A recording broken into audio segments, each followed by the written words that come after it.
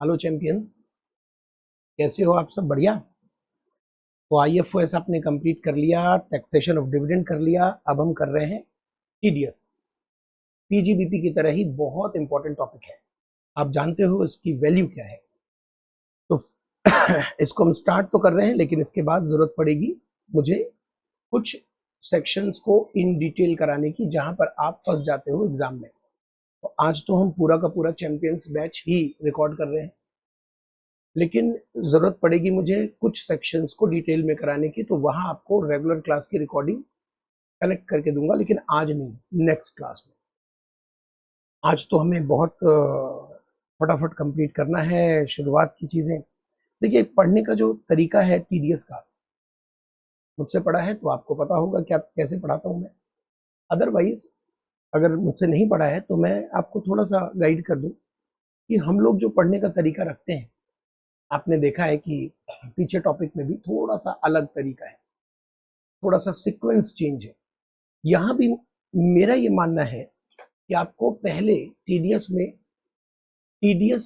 का basic structure clear होना चाहिए कि टीडीएस कौन काटता है और काटने वाले की क्या क्या जिम्मेवारी होती है। साथ ही साथ आपको 206AA ये पहले मालूम होना चाहिए, 206AB ये भी मालूम होना चाहिए। इसके बाद आप सेक्शंस पे मूव कर सकते हो। तो सबसे पहले हम आते हैं कि टीडीएस कौन काटता है। पेयर काटता है। टीडीएस पेयर काटता है। पेयर की जिम्मेवारी क्या है टीडीएस काटते समय? सबसे पहली जिम्मेवारी है उसे परमानेंट अकाउंट नंबर, पेई का जिसका वो टीडीएस काट रहा है, परमानेंट अकाउंट नंबर ऑब्टेन करना चाहिए। लेकिन उससे भी पहले उसे एक रोल नंबर लेना पड़ता है टीडीएस में। नॉर्मली हम यही जानते हैं कि टीडीएस काटने से पहले हमें पेन लेना पड़ेगा, जिसका मैं टीडीएस काट रहा हूं उसका पेन, उसके पेन की कॉपी लेनी पड़ेगी, अदरवाइज 206AA अप्लाई हो जाता है। लेकिन उससे भी पहले हमें अपने लिए रोल नंबर लेना पड़ता है। रोल नंबर यानी TDS account number. TDS account number ये हमारा एक रोल नंबर है, यानी हम टीडीएस में रजिस्टर्ड है। बिफोर डिडक्टिंग टीडीएस हमें 10 ऑब्टेन करना पड़ता है। लेकिन IAIBM क्या याद रखिएगा दोस्त, IAIBM क्या याद रखिएगा, IAIBM यहां पर आपको 10 ऑब्टेन करने की जरूरत नहीं है। रीजन बड़ा लॉजिकल है, बड़ा लॉजिकल रीजन है कि ये 3 सेक्शन एक लेमैन को भी टीडीएस काटने के लिए मजबूर कर रहा है। और लेमैन अगर 10 ऑब्टेन करेगा तो क्या टीडीएस की रिटर्न भी भरेगा? टीडीएस रिटर्न भी भरेगा। तो ये कंप्लायंस बर्डन उनसे हटाया जा रहा है कि आपको 10 नहीं लेना, आपको टीडीएस रिटर्न भी नहीं फाइल करना। तो कुछ कंप्लायंस में इनको फ्री किया गया है। IAIBM याद दिला दूं, IA इमूवेबल प्रॉपर्टी 1% टीडीएस है। IB के लिए है रेंट अगर 50,000 से ज्यादा आप दे रहे हो, रेंट अगर 50,000 से ज्यादा दे रहे हो तो वहां टीडीएस की रिक्वायरमेंट है 5%, लेकिन मुझे 5 के साथ 2% भी बोलना पड़ेगा। दोस्तों, टीडीएस में एक गजब की चीज हो गई है इस बार, अमेंडमेंट तो भर भर के है, इसीलिए मुझे इन डिटेल थोड़ा सा कराने की जरूरत पड़ रही है और मैं सोच रहा हूं कि कराऊं। देखिए, अमेंडमेंट तो भर भर के है, लेकिन अब आपको यह भी ध्यान रखना पड़ेगा कि 1 अक्टूबर 2024 ऑनवर्ड अगर टीडीएस कटा है, काटने की रिक्वायरमेंट है, टीडीएस काटने की रिक्वायरमेंट 1 अक्टूबर 2024 है के ऑनवर्ड से, तो यहां पर जो रेट ऑफ टीडीएस है वो चेंज हो जाएगा। तो जैसा कि आप जानते हो, आईबी में TDS end of the year काटा जाता है। Rent exceeding 50,000 end of the year काटा जाता है। चिंता ना करो, डिटेल में कराएंगे। तो चूंकि वो एंड ऑफ द ईयर काटा जाता है, तो काटते समय वो 1 अक्टूबर ऑनवर्ड्स हो गया, तो वहां टीडीएस की रिक्वायरमेंट क्या आ जाएगी? 2%।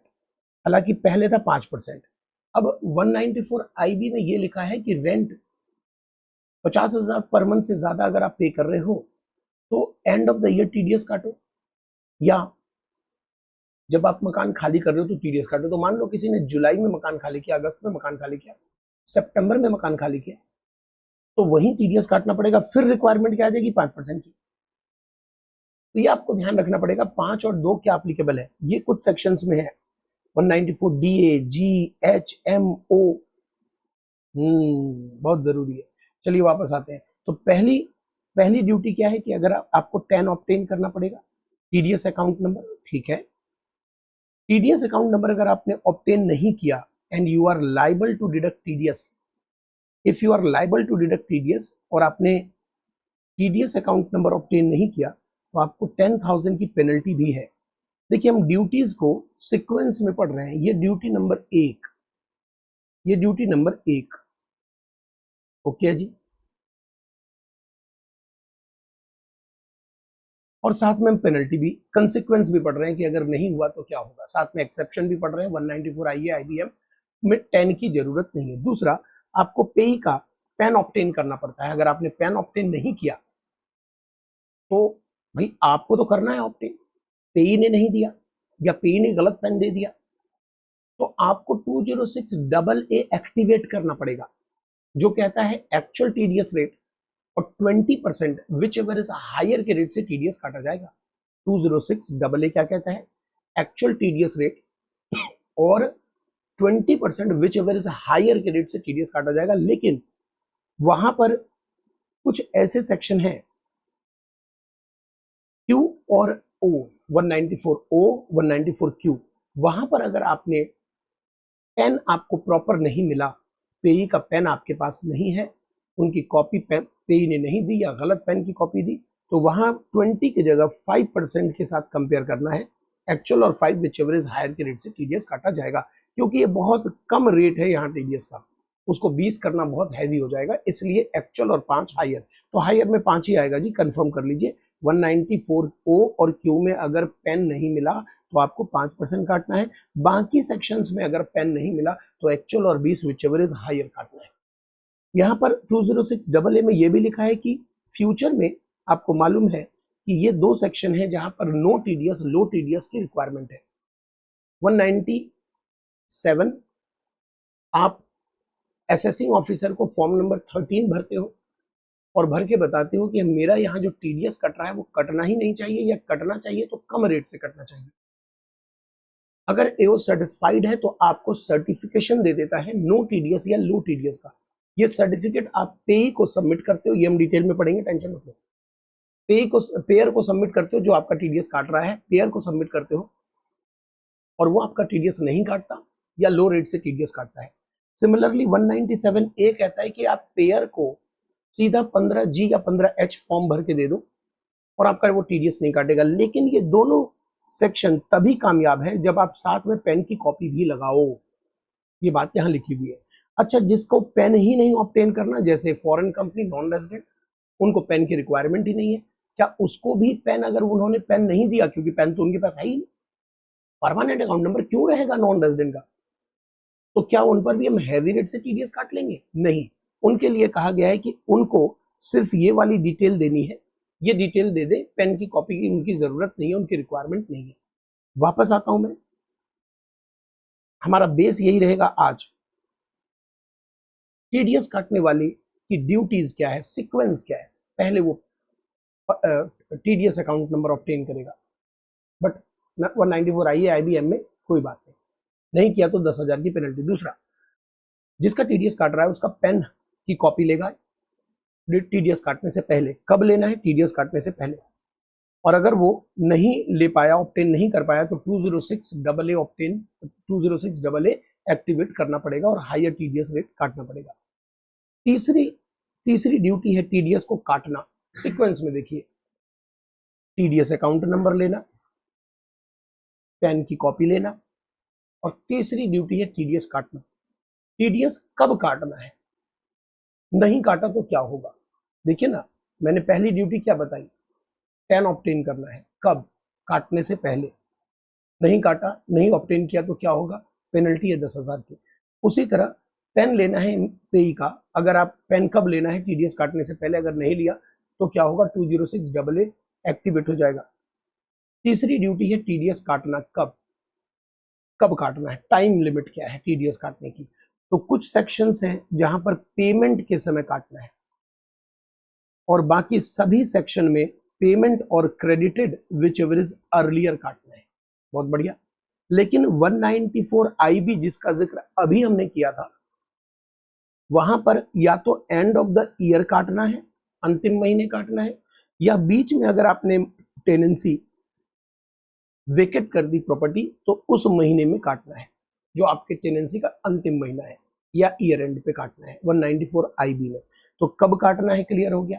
नहीं काटा तो आपका नाम होगा 201 में AID SSC in default, SSC in default, AID SSC in default. जब आप SSC इन डिफॉल्ट बन जाते हो तो मैं क्या कहता हूं कि ये हमारे पास राहु और केतु है। ये कौन है? ये राहु और केतु है। ये राहु केतु हमेशा लगे रहते हैं जब तक कि आप AID बने रहते हो। SSC इन डिफॉल्ट, अगर TDS नहीं काटा, आपने काटने की रिक्वायरमेंट थी, तो आप बन जाओगे SSC इन डिफॉल्ट। और SSC इन डिफॉल्ट बनते ही 220 ब्याज और 221 में पेनल्टी लग जाती है। पेनल्टी उतना ही जितना नहीं काटा, ब्याज 1% पर मंथ लगता रहता है।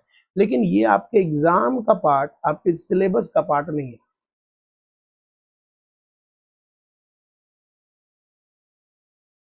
ये आपके सिलेबस का पार्ट नहीं है। अच्छा, लेकिन फिर भी नॉलेज वाइज हमने बता दिया। सिलेबस का क्या पार्ट है वो देखिए। ये ब्याज पेनल्टी तो राहु केतु तो अलग से लगता है। 201 में ही एक सबसेक्शन है 1A, जहां 1% पर मंथ का ब्याज चार्ज होता है और पार्ट ऑफ द मंथ। साथ में PGBP में आपने देखा है कि इस सेक्शन में या तो 100 या 30% एक्सपेंडिचर डिसअलाउड होता है। यहाँ प्रोविजो दिया हुआ है जो हम 201 में डिटेल में पढ़ेंगे, जो मैंने PGBP में भी बताया था। आगे चल के डिटेल में पढ़ेंगे कि आप AID नहीं माने जाओगे अगर जिसका TDS आपने नहीं काटा, उसने ITR फाइल कर दी, ITR में इनकम शो कर दी, टैक्स पे कर दिया और आपको सर्टिफिकेशन दे दिया कि हमने ऐसा किया है, तो आप AID नहीं माने जाओगे। अगली नेक्स्ट ड्यूटी है TDS को जमा कराना। जमा कराने की ड्यूटी के रूल नंबर 30 नहीं याद रखना है। रूल नंबर 30 जमा कराने की ड्यूटी बस ये याद रखिए कि कब जमा कराएंगे, और नहीं जमा कराए तो क्या होगा, कब जमा कराना है। अगर आप गवर्नमेंट हो और TDS काट रहे हो, गवर्नमेंट डिडक्टर, और बिना चलान के जमा करा रहे हो, तो बुक एंट्री से जमा होता है। ये बुक एंट्री से सेम डे में जमा होगा। अगर आप गवर्नमेंट चलान के थ्रू जमा कर रहे हो, यानी दूसरे विभाग, दूसरे सरकार जैसे सेंट्रल को जमा कर रहे हैं, आप स्टेट गवर्नमेंट है या अदर डिडक्टर हो, तो अप्रैल से फरवरी तक के TDS को अगले महीने की 7 तारीख और मार्च का TDS 30 अप्रैल को जमा कराना है। ये तो रटने वाला है फिगर, इसमें समझना कम रटना ज्यादा है।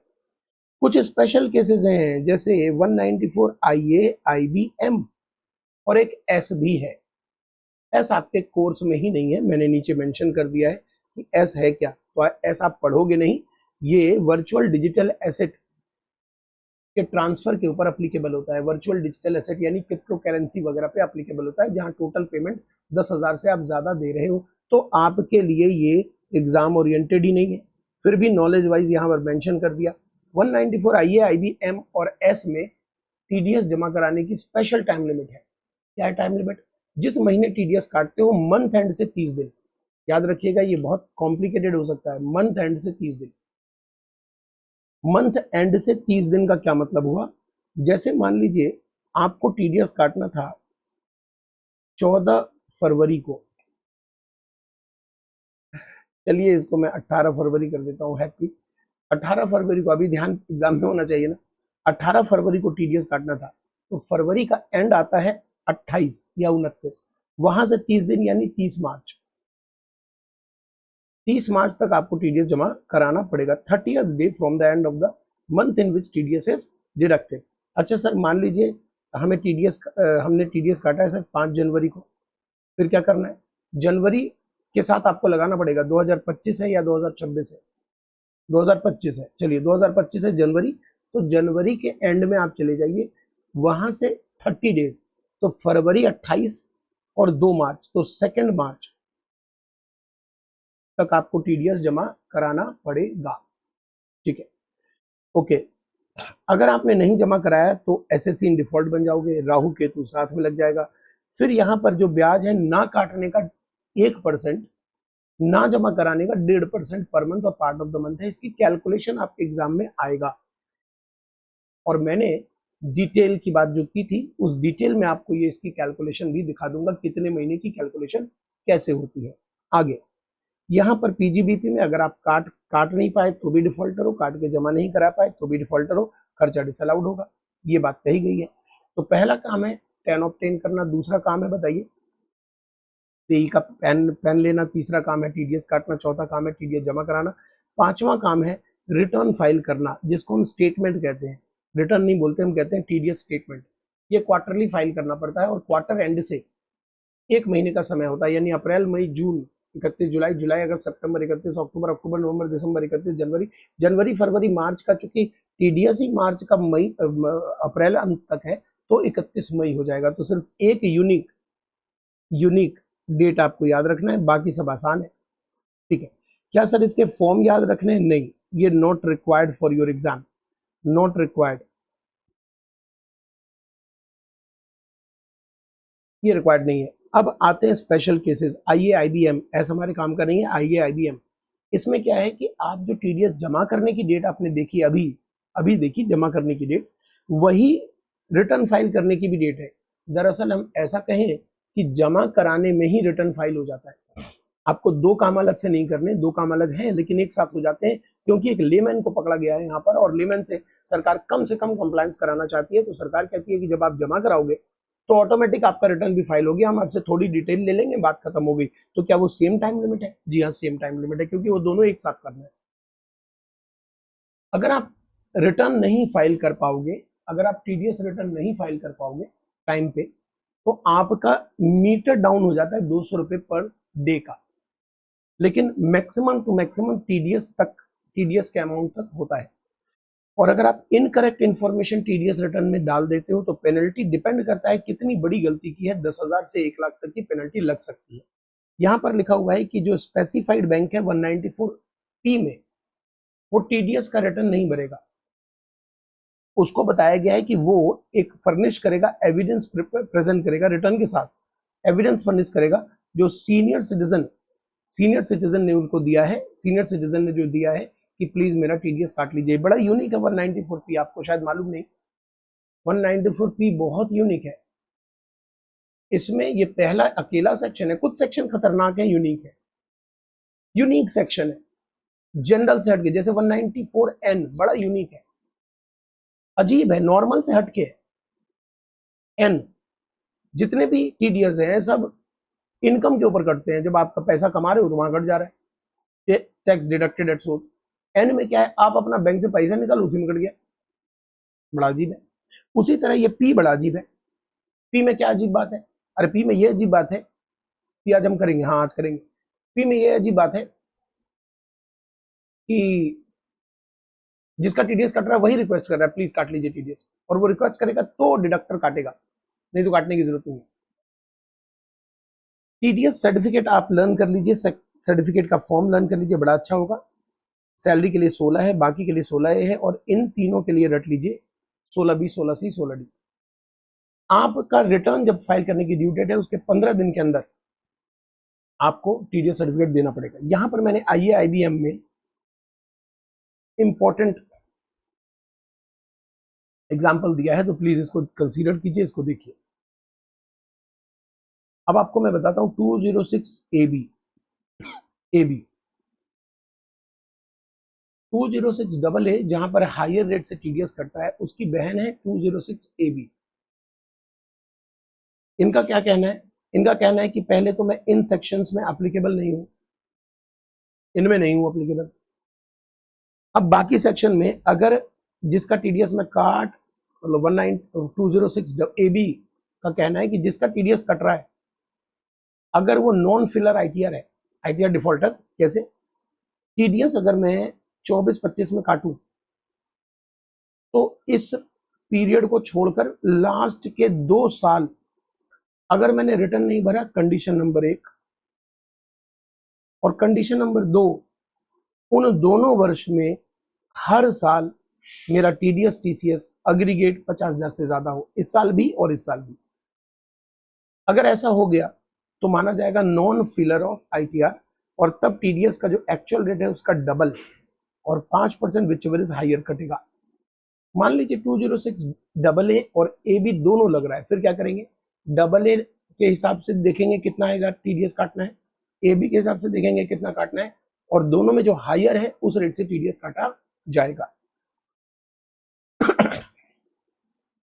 यहां मैंने मेंशन कर दिया, आप स्टडी कर सकते हो कि किसी को कैसे पता चलेगा 206 AB में कि वो नॉन फिलर है। उसके लिए सरकार ने कुछ कदम उठाए हैं, कंप्लायंस चेक फंक्शनैलिटी दिया है, उसके हिसाब से पता चल जाता है ये सेक्शन किस पर नहीं अप्लीकेबल है।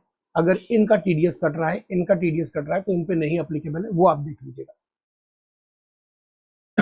इसके बाद ये बड़ा जरूरी है कि टीडीएस के जो सेक्शंस हैं उसमें रेट दिए हुए हैं और कुछ रेट दिए हुए हैं फाइनेंस एक्ट में। वो जो रेट ऑफ टीडीएस है, क्या उसके ऊपर सरचार्ज हेल्थ एजुकेशन सेस भी जोड़ना है? जैसे कहते हैं 5% टीडीएस कटेगा, तो क्या 5 पर सरचार्ज भी जोड़कर हेल्थ एजुकेशन सेस भी जोड़कर कटेगा? जवाब है, अगर पेमेंट आप एनआर को, अगर पेमेंट ऑफ सैलरी का कर रहे हो, अगर 194P का कर रहे हो, तो यहां दरअसल में टीडीएस का रेट मेंशन नहीं है, यहां है average rate of TDS. Average rate का मतलब है एक्चुअल टैक्स लायबिलिटी। तो सिंस एक्चुअल टैक्स लायबिलिटी का ही मामला है, तो समझ लीजिए कि वहां पर सरचार्ज अगर लग रहा है तो लगाइए, हेल्थ एजुकेशन सेस तो लगाना ही पड़ेगा। उसी तरह सरकार चाहती है कि एनआर और फॉरेन कंपनी का जब टीडीएस कटे किसी भी सेक्शन में, तो पूरा का पूरा कटे। मतलब उनके सरचार्ज लग रहे हो तो लगा दीजिए, हेल्थ एजुकेशन सेस तो जोड़ना ही है, और तब टीडीएस कटे, ताकि वो अगर रिटर्न कल को ना भी फाइल करें, भाग भी गए, तो टेंशन नहीं है। ठीक है, तो यहां पर इस केस में हम कह सकते हैं कि सैलरी का पेमेंट कर रहे हैं, 194P पेंशन वाला पेमेंट है, पी पेंशन, तो वहां पर सरचार्ज लग रहा हो तो लगाइए, हेल्थ एजुकेशन सेस तो पक्का लगाइए। कोई भी पेमेंट एनआर को करके टीडीएस काट रहे हो तो 190, कोई भी पेमेंट कर रहे हो एनआर को टीडीएस काट रहे हो, फॉरेन कंपनी को टीडीएस काट रहे हो, तो सरचार्ज और हेल्थ एजुकेशन सेस अप्लाई करना है। आज हम करेंगे थोड़े हल्के फुल्के सेक्शन।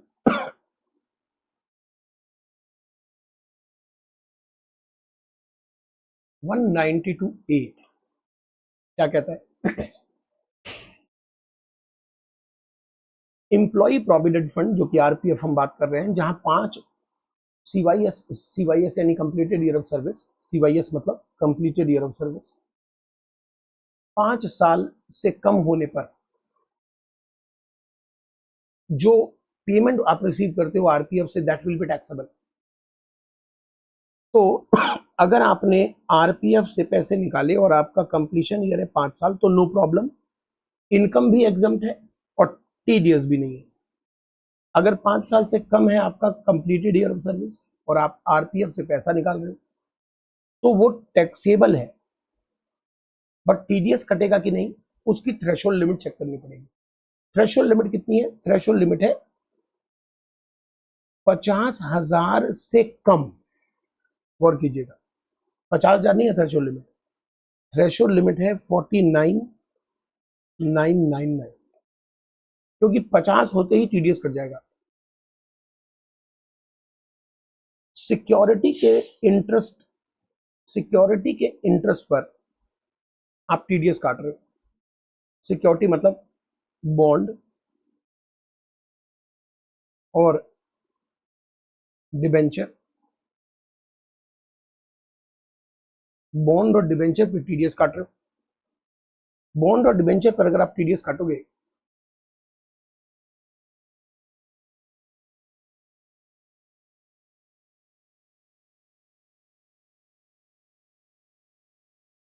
बॉन्ड और डिबेंचर पर आप टीडीएस काटोगे तो रेट है 10%। गौर कीजिएगा कि यहां अगर पूछा जाए कि आपको थ्रेशोल्ड लिमिट, तो बड़ा कॉम्प्लिकेटेड काम है। जनरली थ्रेशोल्ड लिमिट नहीं है, लेकिन अगर गवर्नमेंट सिक्योरिटी की बात करें तो गवर्नमेंट में सिर्फ 3 सिक्योरिटी हैं जिस पे टीडीएस की रिक्वायरमेंट है, बाकी पे है ही नहीं। और इन तीनों की थ्रेशोल्ड लिमिट है 10,000, 9,999 नहीं है, 10 है, तो 10 तक टीडीएस नहीं है, उसके बाद टीडीएस है। ठीक है, और जनरली जो बॉन्ड और डिबेंचर है वहां पर अगर आप इंडिविजुअल एचयूएफ को पे कर रहे हो, अकाउंट पे ही चेक, अकाउंट पे ही ड्राफ्ट से, और आप पब्लिक कंपनी हो, तो वहां 5,000 की थ्रेशोल्ड लिमिट है। तो थ्रेशोल्ड लिमिट वैसे ओवरऑल नहीं है, 3 गवर्नमेंट सिक्योरिटी की लिमिट आ गई थ्रेशोल्ड की, और जनरली इंडिविजुअल एचएफ, हमारा क्वेश्चन तो इसका ही है, इसके लिए थ्रेशोल्ड लिमिट याद कर लीजिए। क्वेश्चन में अगर 3,000 का ब्याज है डिबेंचर पे, 4,000 का ब्याज है बॉन्ड पे, आप एक अजम्पशन ले सकते हो जो कि अच्छी अजम्पशन है कि अकाउंट पे ही चेक, अकाउंट पे ड्राफ्ट से पे हुआ है, और इसलिए यहाँ पर टीडीएस की रिक्वायरमेंट नहीं है 5,000 तक। सर अगर 5,000 को क्रॉस कर जाए तो पूरे पे कटता है क्या? क्या बात कर रहे हो, पूछने की बात है ये। जितने भी जगह टीडीएस में थ्रेशोल्ड लिमिट है, 2-3 जगहों को छोड़कर, जो कि साफ साफ मैं वहां स्पेशली जाकर बोलूंगा, 2-3 जगह है जहां पर सिर्फ एक्सीडिंग अमाउंट पे टीडीएस कटेगा, 2-3 जगह है जहां सिर्फ एक्सीडिंग पर कटेगा, बाकी सभी जगहों पर थ्रेशोल्ड लिमिट क्रॉस हुआ तो पूरे पे टीडीएस है दोस्त, गड़बड़ नहीं करना। 194 जो कि डिविडेंड की बात करता है, आपने अभी अभी पढ़ा है डिविडेंड, टैक्सेशन ऑफ डिविडेंड, जिसमें आपने नॉर्मल और डीम्ड दोनों पढ़ा है। तो चाहे दोस्त नॉर्मल हो या डीम्ड, दोनों ही डिविडेंड पे टीडीएस की रिक्वायरमेंट है, दोनों ही डिविडेंड पे टीडीएस की रिक्वायरमेंट है। यहां भी थ्रेशोल्ड लिमिट नहीं है। अगर बैंक मोड से पेमेंट हो रहा है, देखिए ये भी आप असम्पशन एग्जाम में ले सकते हो, तो 5,000 रुपए की थ्रेशोल्ड लिमिट लगा सकते हैं आप, लेकिन तब लगाएंगे जब बैंक मोड से पेमेंट हो रहा है। तो एग्जाम में जब 5,000 से कम का डिविडेंड है तो आप टीडीएस नहीं काटना, ऐसा बोलना कि टीडीएस नहीं कटेगा, कटने की रिक्वायरमेंट नहीं है। और अजम्पशन ले लीजिएगा बैंक मोड, क्योंकि बैंक में कैश में कौन पे करता है डिविडेंड, तो 5,000 की थ्रेशोल्ड लिमिट आप यूज कर सकते हो। इन लोगों को अगर पेमेंट किया, यानी ये लोग शेयर होल्डर हैं, ये लोग शेयर होल्डर हैं, तो टीडीएस नहीं कटता है 194 में डिविडेंड के ऊपर। इसके बाद हम करने जा रहे हैं डिविडेंड के साथ हाथ के हाथ म्यूचुअल फंड के ऊपर की इनकम, जिसको हम डिविडेंड बोलते हैं, उसको भी हम डिविडेंड बोलते हैं, म्यूचुअल फंड।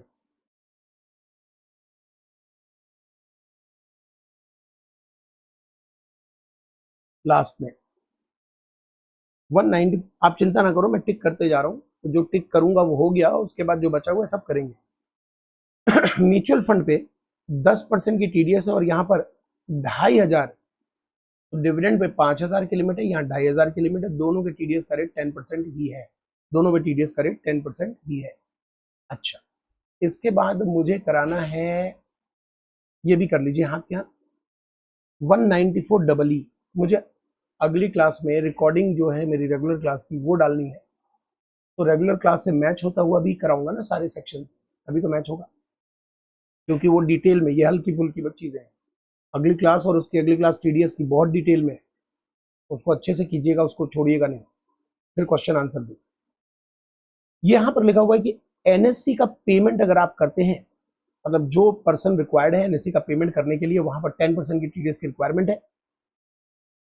दो बातें यहां ध्यान रखनी है, ये एग्जाम में एक बार ही आया हुआ था, दो बातें ध्यान रखनी है। पहली तो थ्रेशोल्ड लिमिट है 2,500, और दूसरी अगर एसएससी की डेथ हो जाती है, लीगल हेयर को पैसा मिलता है, वहां टीडीएस की रिक्वायरमेंट नहीं है, ये बहुत अच्छे से ध्यान रखिएगा। अच्छा, अब टी, देखिए टी वाला जो है ना, इसको मैं मोस्ट इंपॉर्टेंट तो नहीं बोल सकता, क्योंकि जो टी है वो अगली क्लास में मैं लिखवा भी दूंगा, विद इफेक्ट फ्रॉम 1 अप्रैल 2025 है। मई और जून में जो बच्चे एग्जाम दे रहे हैं 2025 में, उनके लिए तो ये अप्लीकेबल ही नहीं है। लेकिन जो बच्चे सितंबर में दे रहे हैं 2025, उनके लिए भी अप्लीकेबल नहीं है। लेकिन जो दिसंबर में एग्जाम दे रहे हैं उनके लिए अप्लीकेबल हो गया। जो जनवरी 26 में एग्जाम दे रहे हैं और या उस ऑनवर्ड एग्जाम दे रहे हैं उनके लिए अप्लीकेबल हो गया है। सिंपल, फर्म एलएलपी पार्टनर को जो salary, bonus, commission, remuneration, whatever name called पे करता है, 20,000 से ऊपर अगर पेमेंट है तो टीडीएस है 10%। 20,000 से ऊपर का पेमेंट, थ्रेशोल्ड लिमिट क्या है 20,000, टीडीएस का रेट क्या 10%। अब कर रहे हैं 194 आर। अब आर आते ही मेरे पास एक और काम आ गया, ये कॉमन डिस्कशन है, प्यार से सुनिएगा, बहुत जरूरी है।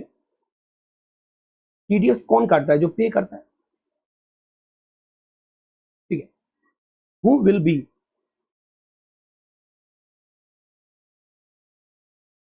The pair? जैसे 193 पढ़ा आपने, उसमें पेयर कंफर्म है कि कंपनी है। 194 पढ़ा आपने, कंपनी या गवर्नमेंट, उसमें कंफर्म है पेयर कौन है? कंपनी। 194 के पढ़ा आपने, mutual fund mutual fund company. 194, चलिए 192 पढ़ा, 192 ए पढ़ा सबसे पहले, उसमें कौन है? एम्प्लॉय प्रोविडेंट फंड डिपार्टमेंट, जो डिसबर्स करने वाला ऑफिसर होगा। ये सब कंफर्म है कि पेयर यही होंगे, दूसरे पेयर नहीं हो सकते। 190 अभी पढ़ा, 194 टी 194 टी, यहां भी कंफर्म है कि फर्म एलएलपी ही टीडीएस काटेगा। इसके अलावा 194 टी, इसके अलावा किसी और पे तो अप्लीकेबल ही नहीं है। What is my point? तो कुछ ऐसे सेक्शन है जहां कंफर्म है कि टीडीएस यही काटेंगे। पेयर जो है वो आइडेंटिफिएबल है। और भी सेक्शन है जहां पेयर आइडेंटिफिएबल है, कंफर्म है। लेकिन कुछ ऐसे सेक्शन है, जैसे 194 एच में लिखा है, अगर किसी ने भी ब्रोकरेज कमीशन पे किया, जनरल ब्रोकरेज कमीशन, तो भाई साहब इसमें तो फिर किसी ने में तो कोई भी आ जाएगा। जब भी आपको किसी भी सेक्शन में पेयर के अंदर इंडिविजुअल एचयूएफ दिखे कि वो आ सकता है, अगर ऐसा आपको दिखा तो always take the definition of payer क्या? Every person except individual HUF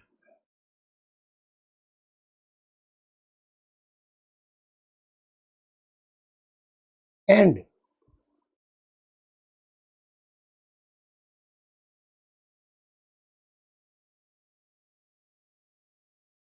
last year turnover exceed 1 crore और 50 लाख। अगर ये बिजनेस में इन्वॉल्व है तो 1 करोड़, अगर ये प्रोफेशन में इन्वॉल्व है तो 50 लाख। तो बेटा आप समझना बोलना क्या चाह रहा हूं मैं।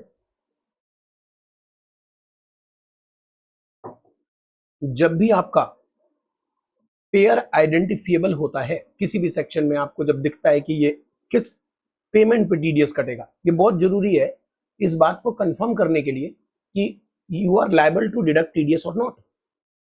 बिकॉज आपने पीजीबीपी में मुझसे सुना था सेक्शन 40 क्लॉज ए के लिए कि आपको ये पता कैसे चलेगा कि टीडीएस काटना जरूरी है, क्योंकि जब जरूरी है और मैंने नहीं काटा तभी मैं डिफॉल्टर माना जाता हूं और तभी मुझे खर्चा आप डिसअलाउड करोगे। अगर मेरे लिए टीडीएस काटने की रिक्वायरमेंट ही नहीं थी और मैंने नहीं काटा, दैट्स इट, तो उसमें मैं डिफॉल्टर नहीं हूं। ये बहुत जरूरी है जानना कि आप टीडीएस के लिए रिक्वायर्ड थे कि नहीं काटने के लिए। तो who will be the pair? कुछ सेक्शन है जिसमें पेमेंट के नेचर को देखकर आप कंफर्म कर सकते हो कि पेयर कौन होगा। जैसे डिविडेंड में इंडिविजुअल थोड़ी पेयर होगा, कंपनी होगी। तो पेयर अगर आइडेंटिफिएबल है जिस सेक्शन में, यहां पर मैंने 3-4 एग्जांपल लिए हैं, और भी सेक्शन है। जैसे एग्जांपल ले लीजिए 194 D, insurance commission, insurance company is the pair, और भी मिलेगा आपको। तो जहां पेयर आइडेंटिफिएबल है वहां तो आप खुद ही पता लगा लोगे कि यही पेयर है। लेकिन जहां आपको लगे कि कोई भी आ सकता है, में इंडिविजुअल एचयूएफ भी आ सकता है, तब आप अपने डेफिनेशन को खुद बना लेना हर सेक्शन के लिए। Every person is required to deduct TDS except individual HUF and individual HUF also if individual HUF is big individual HUF. मैं इसे कहता हूं बिग, कहीं कहीं लिखा मिलेगा आपको बिग इंडिविजुअल। तो समझ लीजिएगा मेरे बिग इंडिविजुअल अचीव कहने का मतलब क्या है, last year turnover exceed 1 crore और 50 लाख, बिजनेस के लिए 1 करोड़, प्रोफेशन के लिए 50 लाख। चलिए, तो पेयर की परिभाषा कंफर्म हो गई। अब जैसे आर में आ जाइए। पीजीबीपी में मैंने आपको सेक्शन 28 कराते समय, बहुत पुरानी बात नहीं है, 2-3 क्लास पहले की बात है, 4 क्लास, उससे ज्यादा पुराना नहीं है। पीजीबीपी में आपको मैंने कराया था सेक्शन 28 और वहां पर मैंने कुछ टिक करवा दिया था। आपको मैं दिखा दूं कहां टिक करवाया था। देखिए, मैंने टिक करवा दिया था कि देखो बेटा, इन सब में टीडीएस की रिक्वायरमेंट भी आएगी। ये देखो मैंने टिक करवाया ना, यहां टीडीएस की रिक्वायरमेंट आएगी। यही है 194R। आगे भी है, यहां भी टीडीएस की रिक्वायरमेंट है, 194T, यहां 194J, यहां 194R। तो मैंने कनेक्ट कर दिया आपको। कोई भी व्यक्ति अगर किसी व्यक्ति को बिजनेस में परक्विजिट्स या बेनिफिट्स प्रोवाइड करता है जिसकी वैल्यू अग्रीगेट पूरे साल 20,000 से ज्यादा है, तो टीडीएस है 10%। तो टीडीएस है 10%। यहां लिखा हुआ है कि ये बेनिफिट जो है ये कन्वर्टेबल इनटू मनी हो या ना हो, गवर्नमेंट रूल रेगुलेशन बनाकर उसे कन्वर्ट कर ही लेगी मनी में। तो आपको टेंशन नहीं लेनी, उसके रूल्स बने हुए हैं वो पढ़िए और उस हिसाब से आप इसकी वैल्यूएशन करिए कि जो परक्विजिट्स दे रहे हैं, जो बेनिफिट्स आप दे रहे हैं, आप जो दे रहे हैं, क्या वो 20,000 से ऊपर है वैल्यू? अगर हाँ, तो टीडीएस की रिक्वायरमेंट है 10%, 194R है। इसके बाद हमें करना है पी, जो कि यूनिक है। क्या है यूनिक? पी इकलौता सेक्शन है जिसका टीडीएस कटेगा वो रिक्वेस्ट करेगा टीडीएस काटो, तभी पेयर टीडीएस काटेगा। पेयर यहां पर होता है स्पेसिफाइड बैंक। पेई होते हैं कौन? ये एग्जाम के लिए इंपॉर्टेंट नहीं है, मोस्ट इंपॉर्टेंट है। जिसका टीडीएस कटेगा वो होता है स्पेसिफाइड सीनियर सिटीजन। स्पेसिफाइड लगा हुआ है, इसका मतलब इनकी उम्र 75 या उससे ज्यादा होनी चाहिए और वो रेजिडेंट होने चाहिए। और यानी कि condition number 1, condition number 2, condition number 3, उस बैंक में इनके पास सिर्फ पेंशन और ब्याज हो और वो उसी बैंक से आता हो और कोई इनकम ही नहीं है उनकी। ये तीनों शर्तें पूरी होंगी तब वो कहलाएंगे स्पेसिफाइड सीनियर सिटीजन। तब वो कहलाएंगे स्पेसिफाइड सीनियर सिटीजन। इनको form number 12 two double B A, चूंकि मैंने मोस्ट इंपॉर्टेंट बोला है तो प्लीज प्लीज इसके फॉर्म भी याद करिएगा, 12 डबल बी ए। इसमें ये डिक्लेरेशन देंगे स्पेसिफाइड बैंक को, कोई भी बैंक जिसको आरबीआई नियुक्त कर दे कि वो स्पेसिफाइड बैंक है। जनरली शेड्यूल बैंक में से कुछ बैंकों को नियुक्त कर दिया जाता है 194P के लिए। तो अगर वहां आपका अकाउंट है, वहीं से पेंशन आ रहा है, आपका ब्याज वहीं से आ रहा है और कोई जगह है नहीं आपके पास, तो आप स्पेसिफाइड बैंक को फॉर्म नंबर 12 बीबीए में डिक्लेरेशन दोगे कि मुझे टीडीएस कटवाना है और बैंक आपकी एक्चुअल टैक्स लायबिलिटी कैलकुलेट करके टीडीएस काटेगा। Actual tax liability. इसके न्यूमेरिकल क्वेश्चन भी मैंने रखे हैं, वो भी आपको दिखेंगे। हालांकि वो ऑलमोस्ट सारे क्वेश्चन स्टडी मैट से उठाए हुए हैं, 10 ईयर से। क्वेश्चन बढ़िया है। ओके, तो ये था हमारा 194P। इसके बाद हम करने जा रहे हैं आज 194LA।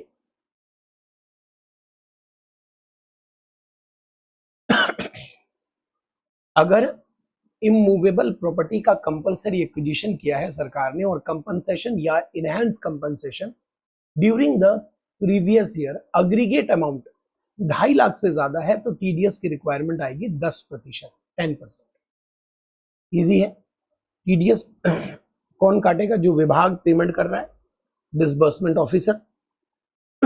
अगर इमूवेबल प्रॉपर्टी का कंपलसरी एक्विजिशन हुआ एक्सेप्ट एग्रीकल्चर लैंड, बिकॉज वो एग्जाम्प्ट हो जाता है ऑलमोस्ट केस में।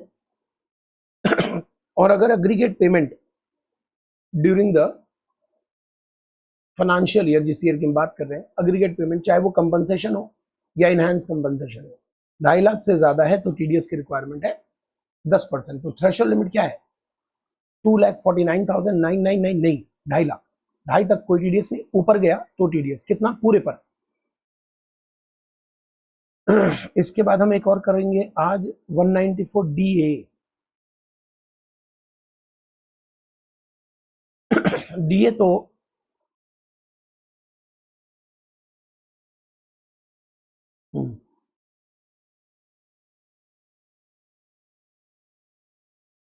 डीए तो करने से पहले आप समझ लो, इंपॉर्टेंट तो है ये,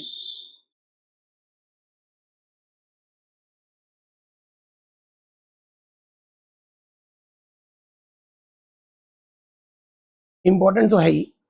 इसमें रेट भी चेंज हुआ है, 2% लिखा है ना, तो 2% लिखा है तो रेट चेंज हुआ है। और रेट चेंज हुआ है, मैंने आपको टेबल दिखाया 194 डीए में। अगर 1 अक्टूबर ये पेमेंट आप कर रहे हैं, अप टू 1 अक्टूबर,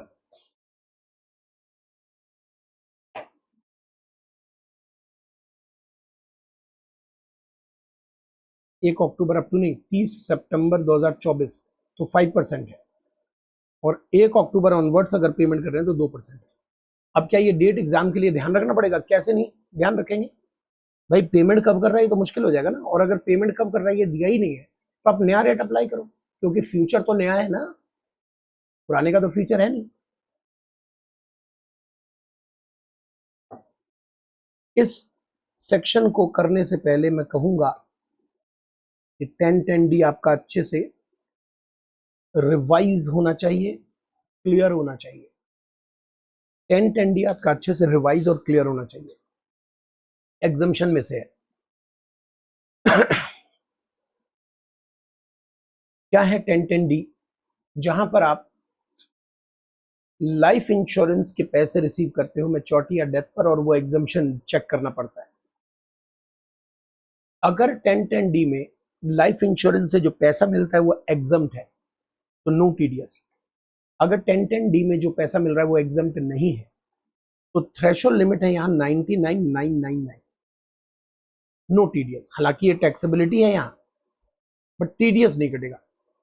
अगर आप 1 लाख या उससे ज्यादा पेमेंट करते हो, कौन? इंश्योरेंस कंपनी 1 लाख या उससे ज्यादा पेमेंट कर रही है तो टीडीएस की रिक्वायरमेंट है 2%। यहां एक और गलती आपसे होती है, क्योंकि प्रैक्टिकल लाइफ में भी इंश्योरेंस कंपनियां गलती कर रही हैं तो स्टूडेंट से भी गलती हो जाती है। लेकिन ध्यान रखिएगा, एग्जाम में आपको यही ध्यान रखना है कि जो आपकी इनकम मानी जाएगी सिर्फ टीडीएस उस पर कटेगा। मैं समझा दूं, 1010D में अगर आपके इंश्योरेंस पॉलिसी एग्जम्प्ट नहीं है और टैक्सेबल है तो टैक्सेबिलिटी का अमाउंट कितना होता है? प्रीमियम के बियॉन्ड जितना आपको मिलेगा that will be taxable. 1010D पे मैंने बहुत सारे वीडियोस भी डाले हैं, लेटेस्ट टू लेटेस्ट भी डाले हैं। 1010D बड़ा इंपॉर्टेंट है तो बार बार वीडियो भी डाला हुआ है, तो वो चेक कर लीजिएगा। मैं कोशिश कर रहा हूँ तो इसको डिस्क्रिप्शन में उसके लिंक डाल दूं। तो मेरा कहना है कि 1010D में अगर मामला टैक्सेबल है तो कितना टैक्सेबल है उस पर टीडीएस कटेगा। ऐसा पूरे टीडीएस में कहीं नहीं है। जो पेमेंट है टीडीएस उस पर काट रहे हो, मैक्सिमम जगह पे फुल अमाउंट पे, और कुछ जगह पर लिमिट क्रॉस किया तो एक्स्ट्रा पर। यहां पर लिमिट क्रॉस किया 99,999, तो टीडीएस काटना है, बट काटना कितने पे है? जितनी आपकी उसमें इनकम बनेगी, यानी कि प्रीमियम के बियॉन्ड जो आप पे कर रहे हो। प्रैक्टिकली इंश्योरेंस कंपनी ऐसा नहीं कर रही, पूरे पे काट रही है। लोग भी कहते हैं कोई बात नहीं आप काट लो, बाद में हम टीडीएस का फंड क्लेम कर लेंगे, मतलब आईटीआर में तो क्लेम क्रेडिट लेते ही हैं। बट जो प्रैक्टिकली लॉ में जो होता है वो ये है, और आपके एग्जाम में जब क्वेश्चन आएगा तो स्टडी मैट में भी इसी हिसाब से दिया है कि जो इनकम है सिर्फ उस पर टीडीएस है, 2 या 5 जो भी है। आज की क्लास में यहीं पर स्टॉप करूंगा, क्योंकि मुझे मैच कराना है नेक्स्ट क्लास डिटेल कराने वाला, रिकॉर्डेड बैच से। तो डिटेल कराऊंगा मैं। आने वाला टीडीएस के जो 2 क्लासेस हैं वो डिटेल में होंगे, उसके क्वेश्चन आंसर होंगे। आपको लगता है अगर वो क्लियर है, क्योंकि हर सेक्शन कॉम्प्लिकेटेड है। देखिए ना 194C टीडीएस की तो मतलब बहुत डिमांड है। आप तो स्टूडेंट हो, जो स्टूडेंट नहीं है वो भी चाहते हैं कि टीडीएस एक बार क्लियर कर ही ले। तो बहुत सारे क्वेश्चन सेक्शन है जो बहुत इंपॉर्टेंट हैं, डिटेल में है, उलझे हुए हैं, वो सब डिटेल में कराने के लिए मैं अगली क्लास में अपने रेगुलर बैच के रिकॉर्डेड क्लास को वहां पर मर्ज करूंगा, जहां जहां कटिंग जरूरत पड़ेगी कट कट करके प्रोवाइड करूंगा। ठीक है, तो बने रहिए और इसको फटाफट कंप्लीट कीजिए। टीडीएस कंप्लीट कर लिया तो मैक्सिमम आपने 90% से ज्यादा सिलेबस कवर कर लिया डीटी में। असेसमेंट ऑफ इंडिविजुअल के क्वेश्चंस असेंबल्ड करके हमें करने हैं, वो हम कर लेंगे। और आईटीआर एडवांस टेक्स्ट ना के बराबर बचा है जी। ठीक है, चलिए, थैंक यू।